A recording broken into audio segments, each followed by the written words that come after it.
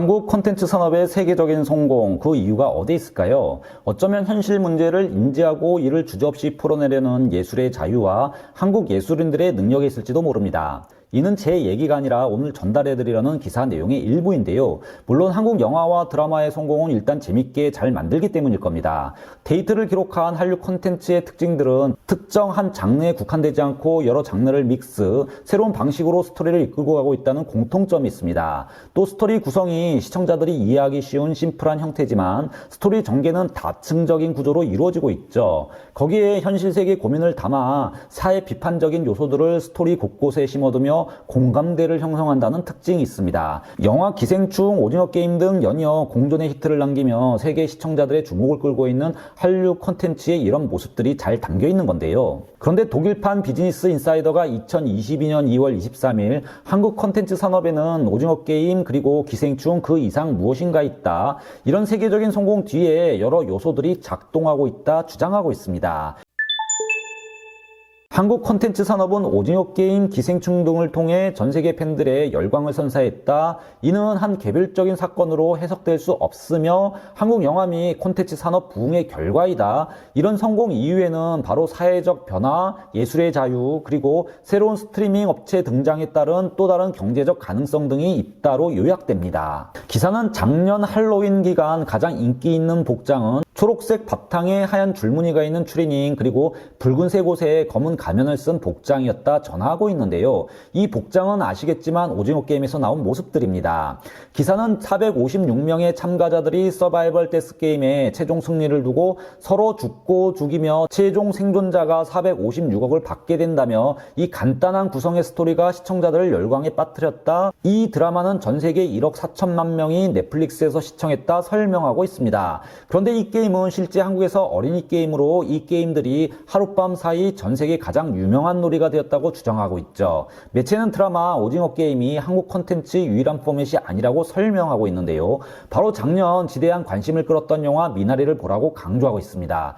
미나리는 사실 미국 영화죠. 그러나 저는 꼭 한국에서만 제작해야 한류가 아니다라는 얘기를 예전 영상에 전해드렸는데요. 그런 이유가 독일 언론들이 이렇게 영화 미나리를 한국 콘텐츠의 산물로 보고 있기 때문입니다. 오늘 매체 역시 그렇게 바라보고 있죠. 신문은 2020년 만들어진 영화 미나리는 오스카의 6개 부분 후보에 그리고 여우 조연상을 수상하며 이 역시 전 세계 성공을 거두었다 보도하고 있습니다. 당시 영화 미나리는 93회 아카데미 시상식에서 작품상, 감독상, 나무주연상, 여우조연상, 각본상, 음악상 등 총 6개 부분 후보에 올랐으나 여우조연상 1개 부분에서만 트로피를 받았던 건데요. 이 한 개의 트로피에 전 세계가 열광했던 이유가 있습니다. 바로 배우 윤여정 씨는 세계적인 대배우 글렌 클로즈와의 경쟁한 끝에 오스카상을 수상했고요. 이는 한국 배우가 미국 최고 권위인 영화 시상식 오스카에서 상을 받은 처음 있는 일로 영화사에 기록되었기 때문이죠.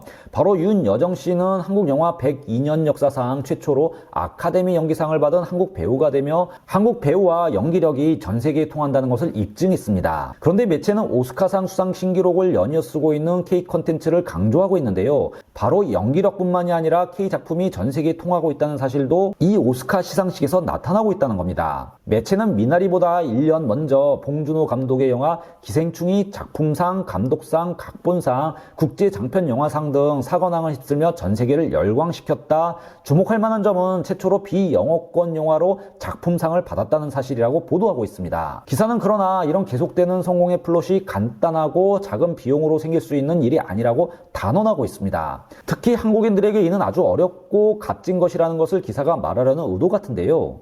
이는 엄청난 노력의 산물이고 또 능력이라는 겁니다. 매체는 한국의 연기자, 감독 그리고 작가들은 글로벌화시키는 방법을 잘 이해하고 있다. 이들은 한국의 이야기를 통해 사회적 불평등에 대한 총체적 개념을 세계의 시청자들이 다가가도록 쉽게 만들고 있다 전합니다. 그런데 시청자분들께서도 아시겠지만 쉽게 설명한다는 것이 정말 어려운 일이죠. 이렇게 영화도 쉽게 이해되도록 만드는 것은 아주 어려운 일이고 그럼에도 이를 한국 콘텐츠 산업이 해내고 있다는 겁니다. 바로 한국 콘텐츠 산업 성공 이유는 이렇게 이곳에서 일하는 작가, 감독, 연기자, 연출진들의 역량이라는 것이죠. 그래서 매체는 비록 영화 미나리가 미국의 영화이고 미국 영화 배우 스티브 연이 출연했지만 이는 전형적으로 한국의 스토리를 글로벌화해 세계인들의 정서와 공감대를 담아내는 한국 콘텐츠 산업의 저력을 그대로 사용한 작품이라고 단정하는 데 주저하지 않고 있다는 겁니다. 즉 영화 미나리를 한류의 한 부분으로 인정, 한류 콘텐츠 산업의 저력을 보여주는 예로 불러도 손색이 없다는 얘기죠. 물론 이 부분은 왜 미체가 미나리를 한국 영화로 분류했는지 기사의 문맥을 통해 제가 유추한 것이고요. 이에 대해 일부 시청자분들께서 다른 생각을 가지고 있을 수도 있습니다. 매체는 이 대목에서 아주 중요한 주장을 펼치고 있는데요. 기사는 이런 보편적 요소들에 대한 접근은 할리우드가 늘 성공적으로 해왔던 일이다 보도하고 있습니다. 그런데 이제 세상이 변했다. 바로 이런 흐름이 이제 동아시아 한국으로 가고 있다는 설명을 하고 있죠. 매체는 이에 대한 근거를 뚜렷이 들고 있는데요. 바로 슈타티스카가 진행한 2020년 앙케이트 조사를 인용하고 있는데요. 전 세계 응답자 3분의 1이 한국 콘텐츠가 자신들의 나라에서 계속 유명해지고 있고 인기를 얻어가고 있다 응답한 조사 결과를 내놓고 있습니다. 그리고 그 경제적 성과 역시 뚜렷한데요. 2019년 한국 영화 산업은 21억 달러라는 최대 실적을 기록하며 10년 전에 비해 2배가 넘는 수치를 기록하고 있다 전합니다. 매체는 이런 흐름이 갑자기 시작된 것이 아닌 이미 2009년도부터 시작되었다 전하며 여러 히트작들을 거론하고 있는데요. 이 부분은 이제 많은 분들이 알고 있는 내용이라 생략하겠습니다. 기사는 왜 한국 콘텐츠가 주목받고 있는지 집중적으로 다루고 있습니다. 그리고 K 콘텐츠의 핵심은 바로 사회적 비판을 아낌없이 담고 있는 것이다 주장합니다. 경쟁하는 젊은이들의 사투, 경직화된 사회 지배구조, 일그러진 여성상 등 주제를 담고 있으며 이런 주제를 세계화, 보편화시키고 있다. 그리고 정치, 경제, 미디어 분야에 있어 발생하는 부정부패는 계속 거론되는 장면들이다. 또는 학교, 직장, 그리고 군대에서 발생하는 왕따 역시 조명받고 있다 설명하고 있습니다. 또한 한국의 군사 독재 경험 그리고 현재까지 진행되고 있는 남북 분단에 따른 긴장 상태 등 계속해서 한국 콘텐츠에 등장하고 있다. 한국은 분단 국가로서 통일을 기다리고 있는 나라이고 이런 사회적 모습이 모두 콘텐츠에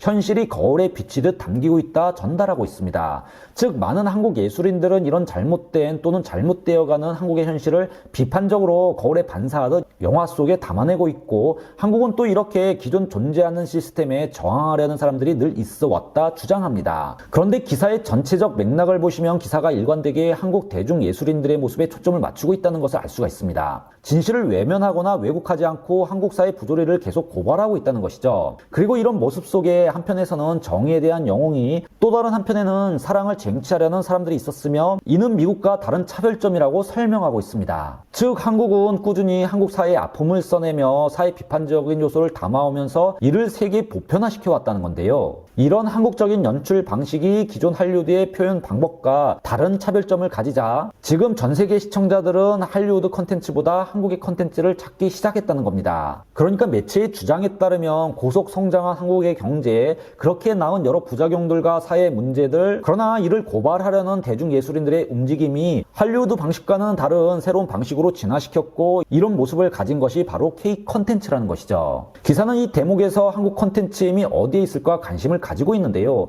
이는 바로 예술적 자유에 있다 결론을 내리고 있습니다. 한국 사회는 수많은 콘텐츠에 여러 종류의 사회 비판을 담을 수 있는 여러 모습들로 가득 찬 곳이라고 설명합니다. 한국 사회는 외적인 것이 늘 큰 역할을 하는 곳으로 사회적 위치, 배경, 외모가 중요하며 이런 외적인 것이 또 직업과 개인 사생활에 성공을 가져다 주는 듯 보인다 전하고 있습니다. 한국은 얼굴, 눈에서 입술까지 여러 코스메틱 상품에 관심이 많고 시계부터 가장 최근 패션이 지나치게 주목받으며 이런 모습을 갖추지 못하면 아웃사이더가 되기도 한다 설명합니다. 이는 경쟁하기 위해 필수이기도 하고 또 그렇기에 한국 사회가 더욱 보이는 곳에 집중할 수밖에 없다. 그리고 이렇게 외부로 향하는 보이려는 트렌드에 관한 의식은 실제 진실된 모습과 경직된 일치성을 보이고 있다 주장하고 있습니다. 또한 한국은 OECD 국가들 중 자살률 1위라는 내용도 전달하고 있습니다. 무엇보다 한국은 여전히 보수적인 가치가 살아있고 직업 선택과 배우자 선택에 있어 이런 보수적 가치가 작동하는 곳이며 의사와 같은 직업이 관심을 끌고 있다. 이에 따라 한국의 어린이들은 방과 후 학원 등 여러 시설에서 공부를 해야 한다. 젊은이들은 직업을 갖기 위해 오랜 시간 쉼없이 노력해야 한다. 그리고 홀 어머니에게서 또한 고아로 자란 젊은이들과 결혼하는 것에 대해 부모님들은 여전히 반대하고 있다 전하고 있습니다.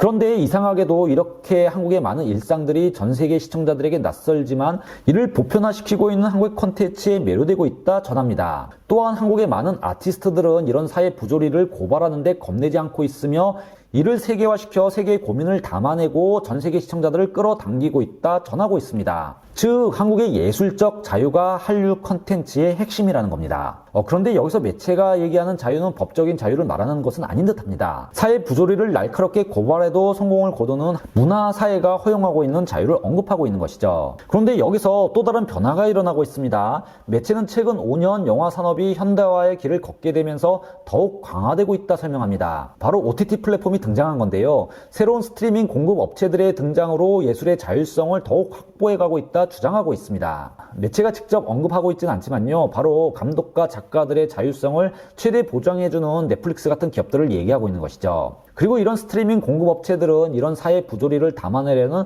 한국의 능력을 믿고 신뢰하고 있다 전합니다. 즉 한국 콘텐츠 성공 이유는 한국 사회 부조리를 부끄러워하지 않고 고발하려는 많은 지성인들과 아티스트들의 용기, 그리고 이들의 예술적 자유가 있었기 때문이고요. 이들은 한국 방식의 연출 기법을 선택, 이를 세계적 보편화로 만드는 탁월함을 발휘했다는 겁니다. 그리고 디지털 플랫폼 시대로 바뀌며 세계 영화 산업에 지각 변동이 일어나면서 한국에게 더 많은 기회가 되고 있다. 그 기회는 이렇게 한국인들의 예술적 자유를 보장하고 더 강화시키고 있다 전하고 있습니다. K 콘텐츠 앞으로 어떻게 더 진화해 갈지 기대가 모아집니다. 지금까지 독일어 신문을 읽어준 남자 독신남이었습니다.